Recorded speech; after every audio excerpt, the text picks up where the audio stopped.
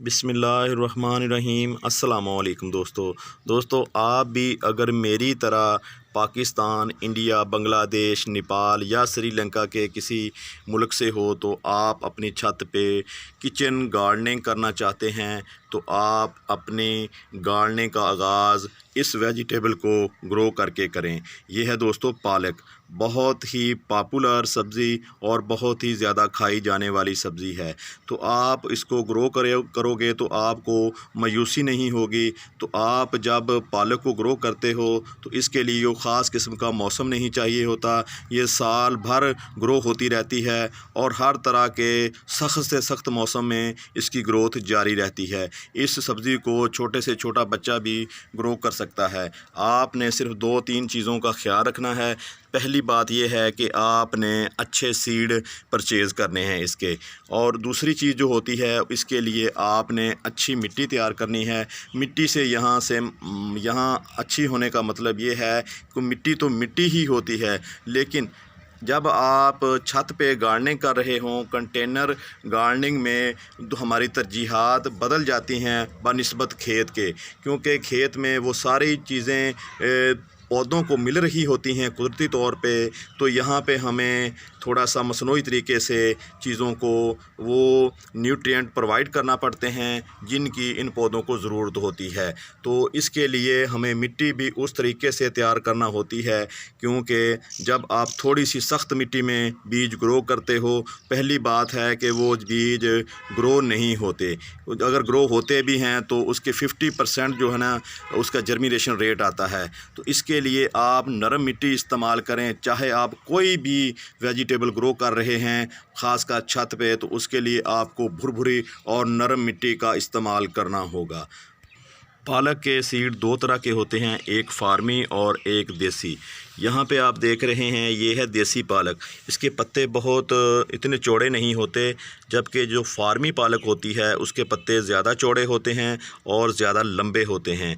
जो आम तौर पर हम बाज़ार से पालक ख़रीदते हैं वो फार्मी पालक होती है। उसके पत्ते आपने देखा होगा बहुत ज़्यादा चौड़े होते हैं, जो देखने में इतने खूबसूरत नज़र नहीं आते।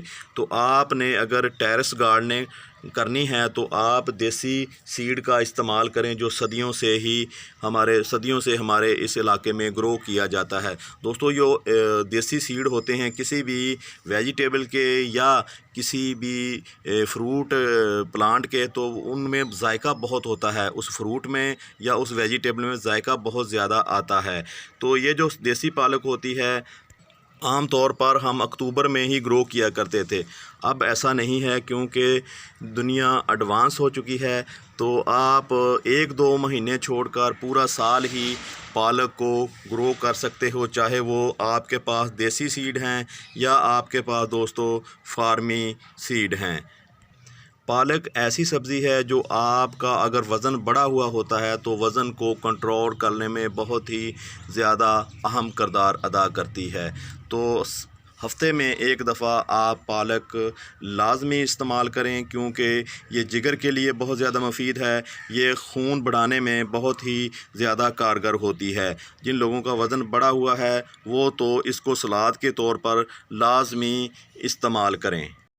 दोस्तों, अगर आप पालक को ग्रो करना चाहते हैं तो मिट्टी में सीड को ज़्यादा गहराई पे ना लगाएं और ना ही ज़्यादा ऊपर लगाएं। मिट्टी को इतनी सतह पे बीज को इतनी सतह पे लाजमी रखें यहाँ पे उस बीज को जो उसको नमी चाहिए होती है वो उतनी नमी मिल सके। तो इसलिए आप कोई भी सीड ग्रो कर रहे हो तो उस सीड के साइज़ के मुताबिक ही उसके ऊपर मिट्टी डालें। मिट्टी जितनी मोटा सीड होता है उतनी ही उसके ऊपर मिट्टी की तह बिछाई जाती है। जितना बारीक सीड होता है उस बारीक जैसे हमारे क्या कहना चाहिए गोभी के सीड हैं वो बहुत ही बारीक होते हैं, तो उस हिसाब से दोस्तों मिट्टी का भी इंतखाब किया जाता है। जब आप किसी भी सीड को ज़्यादा गहराई में लगा देते हो या ज़्यादा ऊंचाई में लगा देते हो तो उसके उतने अच्छे रिज़ल्ट नहीं मिलते। इसलिए दोस्तों सीड ग्रो करते वक्त ये पहला मरहला होता है जिसमें आपको नाकामी और कामयाबी का सामना करना पड़ता है। जब आपने अच्छे तरीके से मिट्टी तैयार की होगी और अच्छे तरीके से सीड को लगाया होगा तो आपको इसके बहुत ही अच्छे रिज़ल्ट मिलते हैं। तो दूसरी बात ये है कि आप जब भी कोई सीड ख़रीदें, ऐसी शॉप से सीड ख़रीदें वो तसल्ली वाली हो, उनके पास पुराने सीड ना हों जो आप ग्रो करें तो आपका 1 महीना ज़ाया हो जाए, तो यूँ आप 1 महीना पीछे चले जाएं किसी भी सब्ज़ी ग्रो करने के लिए। तो जैसे ही आप सब्ज़ी को टाइम पे लगाते हो तो उससे अच्छी पैदावार मिलती है। आप अच्छे से सीड वाली शॉप से अच्छे सीड ख़रीदोगे तो आपको इसमें इंशाल्लाह बहुत जल्दी कामयाबी मिलेगी और चंद दिनों में आपके जो सब्ज़ी है, जो आपने फ्रूट ग्रो किया होगा, वो इंशाल्लाह बहुत जल्दी ग्रोथ पे आ जाएगा। तो आप अगर बिगनर हो तो आप पालक से अपने गार्डनिंग का आगाज़ करें। पालक एक ऐसी सब्ज़ी है, इसका ये भी फ़ायदा है कि आप इसको एक दफ़ा ग्रो कर लेते हो, तकरीबन ये 4 से 5 माह एक दफ़ा ग्रो की हुई सब्ज़ी चल जाती है। इसको बार बार यहाँ से हमने 5वीं दफ़ा इंशाल्लाह यहाँ से इसको हार्वेस्ट करना है। तो आप देख रहे हैं माशाल्लाह इसकी जब भी हम इसको काटते हैं ये और तेज़ी से बढ़ती है और तेज़ी से इसकी ग्रोथ होती है। किसी भी पौधे के ऊपर सीड का आना इस बात की अलामत होती है कि उसका जो लाइफ पीरियड है वो पूरा हो चुका है। यहाँ पे आप देख रहे हैं दोस्तों, इसके जगह जगह इन पौधों के ऊपर सीड आना शुरू हो गए हैं। तो ये कह रही है कि यहाँ से मुझे तलब कर दें और यहाँ पे कोई और सब्ज़ी ग्रो करें, या दोस्तों मुझे सीड के ऊपर जाने के लिए छोड़ दें। तो सीड भी ज़रूरी होते हैं। कोशिश करें कि आप अपने ही घर से 1-2 पौधे छोड़ दें। ये पालक होती है, ये बहुत ज़्यादा इसके ऊपर सीड आते हैं, तो आप अपने घर के लिए यहाँ से भी सीड कलेक्ट कर सकते हो।